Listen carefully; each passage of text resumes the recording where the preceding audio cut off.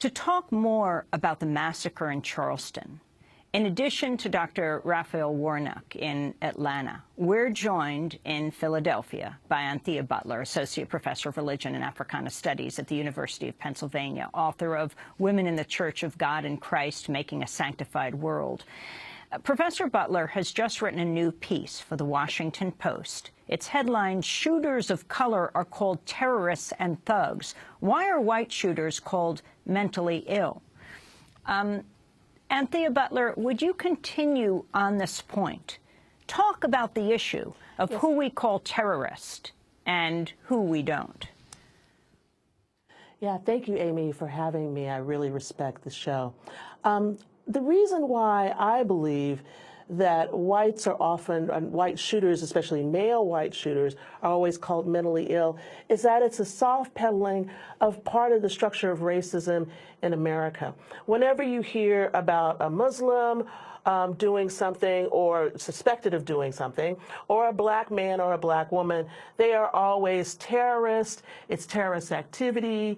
They are pejorative words that are used to describe them. They are dehumanized. They are, you know, the vilest people on earth. When somebody white does something in this country, there are excuses. White youth who are young men, as Dylann Roof is, are called boys. They're, you know, infantilized. A young man like Trayvon Martin is called a hulking young man. It's a clear sign of the racist infrastructure underneath this country, and part of that has had to do with the media and these portrayals and the constant drumbeat of all of these kinds of racial stereotypes and religious stereotypes that have caused us harm in this nation.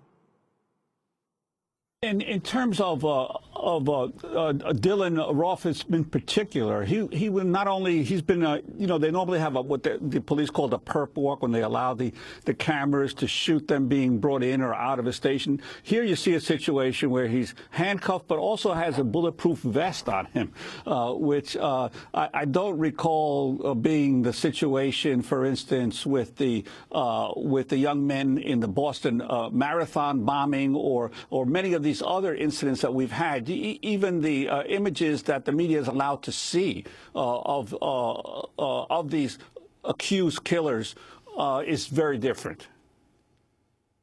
Yeah, no, exactly. And one of the things I thought yesterday about the picture of Dylann Roof was that putting the vest on him made him seem somewhat frail when this was the same person who sat in a Bible study for an hour and then shot everybody dead. There's nothing frail about his terrorist and his racist behavior that he did.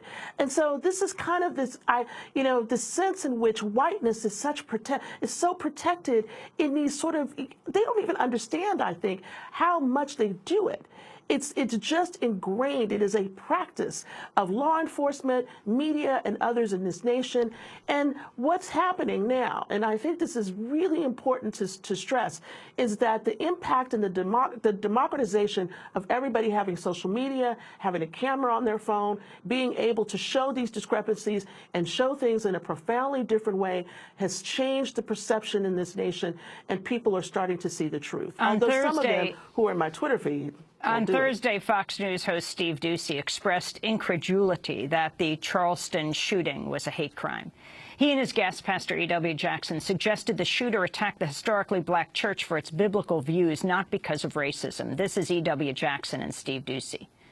I'm deeply concerned that this gunman chose to go into a church because there does seem to be a rising hostility against Christians across this country because of our biblical views.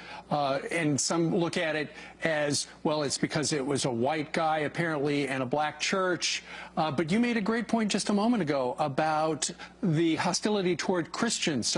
And it was a church, so maybe that's what they're talking about. They haven't explained it to us. Well, yeah, I don't know whether most people jump to conclusions about race. I long for the day when we stop doing that in our country. But we don't know why he went into a church, but he didn't choose a bar. He didn't choose a basketball court. He chose a church. So that's Fox. Dr. Raphael Warnock, this issue of domestic terrorism and the issue of hate crime, immediately the mayor of Charleston and the police chief of Charleston, both white, before Ruff was caught, but after the massacre, said this is a hate crime, very straightforwardly. But the fact is that that South Carolina is one of 5 states, along with your state, Georgia, I think Wyoming and Indiana. These states do not have hate crime legislation. Can you talk about what it means to be a hate crime and whether you think this is outright terrorism and what that would mean if we called it that?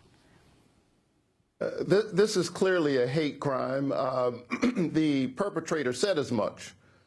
He has demonstrated. We've seen the pictures of him on his Facebook page brandishing the flag of Rhodesia, now Zimbabwe, in the days when it was basically a white supremacist state, the old apartheid South Africa. So we know something about the ideology of this deeply misguided person. But it's also an act of terror, and it has to be connected historically to the long reign of terror perpetrated against African-American communities. He said to one of the survivors, yes, I'm going to allow you to survive so you can tell the story. Well, we have to ask, well, what work does that story do? I'm not a lawyer.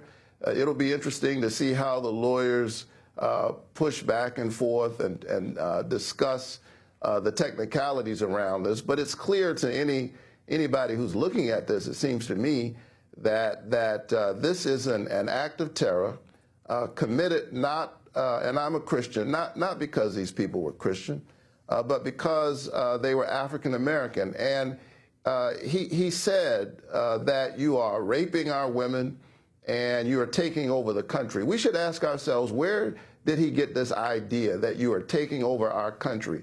And Fox News bears a lot of responsibility for this kind of consciousness in our country. They have trafficked this kind of political rhetoric of we need to take our country back. This 21-year-old man born in the late 1990s reminds me, you know, I've got young nephews that age. What does he know about this? Someone taught him how to hate. And so we have to condemn the hate crime, condemn this act of terror. But we also have to condemn the kind of hate speech that is very often shows up as a kind of coded political speech, a kind of dog whistle. The suggestion that the current occupant in the White House is somehow from somewhere else, that he's not one of us. I believe a man who spent 6 years saying that has now announced that he's a candidate for president of the United States. This might be cute rhetoric for some, but it's not a joke. It's not a joke at all, and we've seen, again, that it can have very deadly consequences.